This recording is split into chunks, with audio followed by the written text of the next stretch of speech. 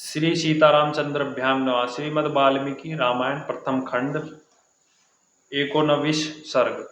विश्वामित्र के मुख से श्री राम को साथ ले जाने की मांग सुनकर राजा दशरथ का दुखित एवं मूर्छित होना।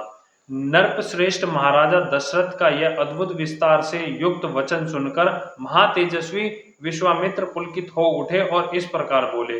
राजा सिंह, ये बातें आपके ही योग्य है। इस पृथ्वी पर दूसरे दूसरे के मुख से ऐसे उदार वचन निकलने की संभावना नहीं है। क्यों न हो आप महान कुल में उत्पन्न हैं और वशिष्ठ जैसे ब्रह्म ऋषि आपके उपदेशक हैं। अच्छा, अब जो बात मेरे हृदय में है उसे सुनिए। नरश्रेष्ठ, सुनकर उस कार्य को अवश्य पूरा करने का निश्चय कीजिए। आपने मेरा कार्य सिद्ध करने की प्रतिज्ञा की है, इस प्रतिज्ञा को सत्य करके दिखाइए। पुरुष वर, मैं सिद्धि के लिए एक नियम का अनुष्ठान करता हूँ। उसमें इच्छा अनुसार रूप धारण करने वाले दो राक्षस विधन डाल रहे हैं। मेरे इस नियम का अधिकांश कार्य पूर्ण हो चुका है। अब उसकी समाप्ति के समय वे दो राक्षस आ धमके हैं। उनके नाम है मारीच और सुभाऊ। ये दोनों बलवान और सुशिक्षित हैं। उन्होंने मेरे यज्ञ वेदी पर रक्त और मांस की वर्षा कर दी। इस प्रकार उस समाप्त पर्याय नियम में विघ्न पड़ जाने के कारण मेरा परिश्रम व्यर्थ हो गया और मैं उत्साहहीन होकर उस स्थान से चला आया हूँ। पृथ्वीनाथ, आपने उनके ऊपर आपने क्रोध का प्रयोग करूं, उन्हें शाप दे दूं, ऐसा विचार मेरे मन में नहीं आता, क्योंकि वह नियम ही ऐसा है जिसको आरंभ कर देने पर किसी को शाप नहीं दिया जाता। अतः नरश्रेष्ठ, आप अपने काक पंचधारी सत्यापराक्रमी शूरवीर ज्येष्ठ पुत्र श्री राम को मुझे दे दे। ये मुझसे सुरक्षित रहकर अपने दिव्य तेज से उन विघ्नकारी राक्षसों का नाश करने में समर्थ हैं।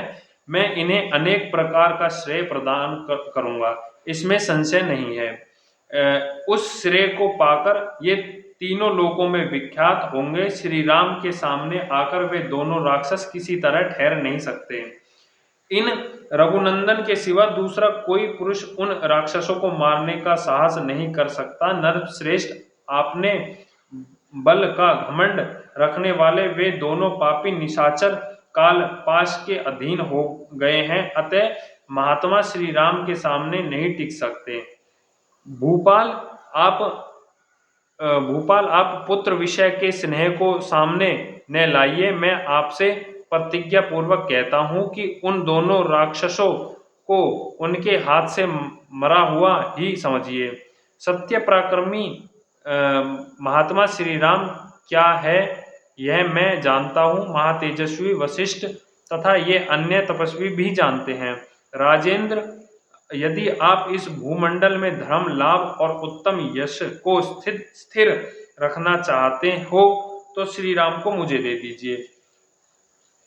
ककुस्थानंद, यदि वशिष्ठ आदि आपके सभी मंत्री आपको अनुमति दे तो आप श्री राम को मेरे साथ विदा कर दीजिए। मुझे राम को ले जाना अभीष्ट है।